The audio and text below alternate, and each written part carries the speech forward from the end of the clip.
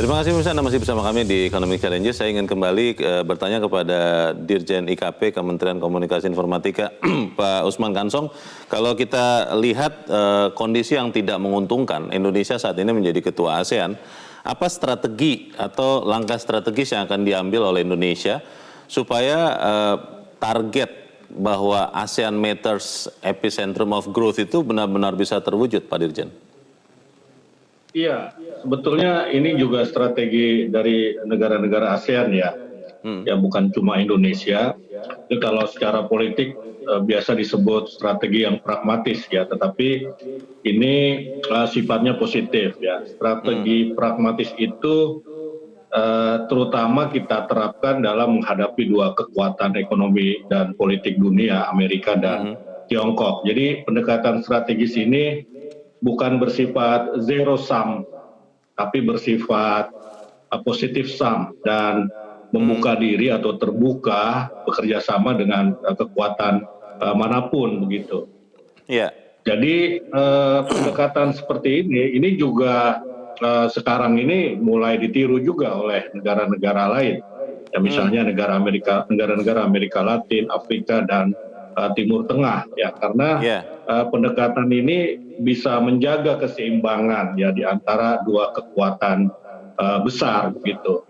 Dan pendekatan pragmatis ini ya mau tidak mau ya, kalau kita lihat secara ekonomi ini nilai perdagangan ASEAN dengan Tiongkok ini jadi lebih besar dengan dibandingkan nilai perdagangan ASEAN dengan Amerika ya, karena memang belakangan ini Tiongkok ini kan lebih konkret ya dia, di mana-mana investasinya memang lebih konkret dibandingkan jika dibandingkan dengan Amerika. Nah, jadi pendekatan itu tadi yang dipakai ya oleh Indonesia juga ya di dalam KTT ini untuk menggalang kebersamaan ASEAN ya, karena ini sudah terbukti begitu ya secara ekonomi. Misalnya GDP negara-negara ASEAN ini kan 3, sekian ya, melampaui bukan GDP, pertumbuhan ekonomi ya 3, sekian melampaui pertumbuhan ekonomi dunia rata-rata. Kemudian kontribusi negara-negara ASEAN gabungan 10 negara ASEAN itu ternyata lebih besar jika dibandingkan dengan kontribusi PDB gabungan negara-negara Uni Eropa. Ya memang nilainya 3 triliun kalau ASEAN dalam 10 tahun terakhir. Ya sementara untuk Eropa itu 15 triliun, tapi kan jumlah negaranya ASEAN cuma 10, Uni Eropa itu ada 27 begitu. Nah, ini saya kira buah dari ya strategi pragmatis tadi itu begitu, strategi yang bersifat positif sum, kemudian terbuka bekerja sama dengan negara manapun, dengan kekuatan manapun, begitu Leo. Baik, terima kasih. Prof. Hikmah, kalau bicara ASEAN, dan tadi sudah disampaikan oleh Pak Dirjen IKP, bahwa bukan zero sum game ya, tapi positive sum game. Pertanyaannya adalah begini, apakah kemudian masing-masing anggota itu memang boleh memperjuangkan kepentingan negara masing-masing, baik dalam hubungan dengan Amerika Serikat maupun Tiongkok, atau nanti yang memang harus di depan itu harus prioritasnya ASEAN-nya, bukan masing-masing anggota. Karena kan walaupun ada 10 anggota kan size-nya dan kepentingannya beda-beda. Bagaimana, Bro? Ya, sebenarnya ide dari masyarakat ASEAN ya, yang ada 3 pilar, ada politik keamanan, ekonomi ASEAN, lalu kemudian ada sosial budaya. Idenya adalah mengedepankan kepentingan ASEAN. Tapi sampai hari ini saya belum bisa melihat benar-benar bahwa kepentingan ASEAN itu dikedepankan. Masih kepentingan dari negara masing-masing ASEAN. Saya ambil contoh misalnya begini, dalam konteks persaingan antara Amerika Serikat dengan Cina. Vietnam dan Filipina itu punya masalah teritorial dengan Cina. Dan dia perlu ada backing. Dan backingnya ini siapa? Amerika Serikat. Sementara Cina dengan, Kamboja dengan misalnya negara seperti Laos, dia membutuhkan misalnya backingan ekonomi yang kuat, termasuk juga Myanmar. Dan itu Tiongkok? Tiongkok. Nah, yang jadi masalah adalah Amerika Serikat juga punya kepentingan, Tiongkok juga punya kepentingan dalam konteks seperti itu. Nah, yang merepotkan adalah karena dalam pengambilan keputusan ASEAN itu harus didasarkan pada konsensus, mencapai konsensus itu seperti apa? Konsensus itu harus bulat 10-10-nya. Harus bulat 10-10-nya. Akhirnya seringkali dikompromikan. Oke. Yang pakai bahasa-bahasa yang agak sedikit kabur katakanlah gitu, tapi bisa diterima begitu.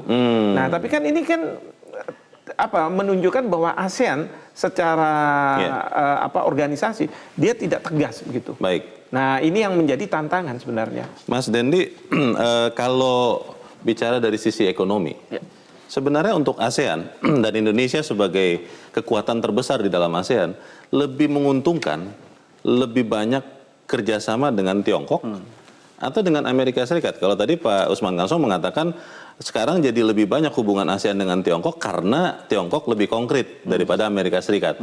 Bagaimana? Mungkin kalau saya pendapat pribadi gitu ya, kita akan lebih untung kalau misalnya kita bisa take advantage of both sides. Dua-duanya? Dua-duanya gitu. Jadi Tiongkok misalnya adalah proyek-proyek ataupun juga inisiatif atau investasi-investasi yang besar dan cepat gitu ya.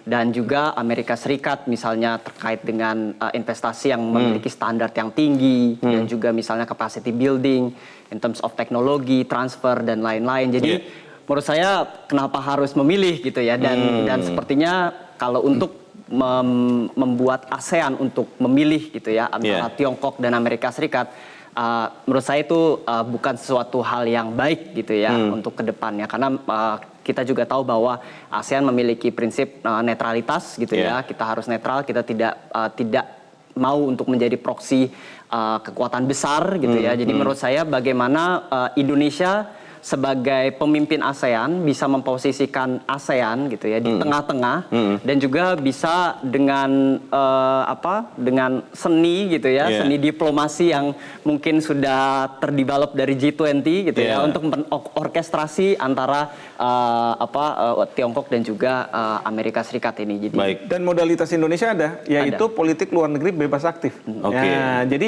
itulah yang kalau misalnya mau diterapkan di antara negara-negara ASEAN, kita harus berprinsip politik luar negeri yang bebas aktif untuk ASEAN.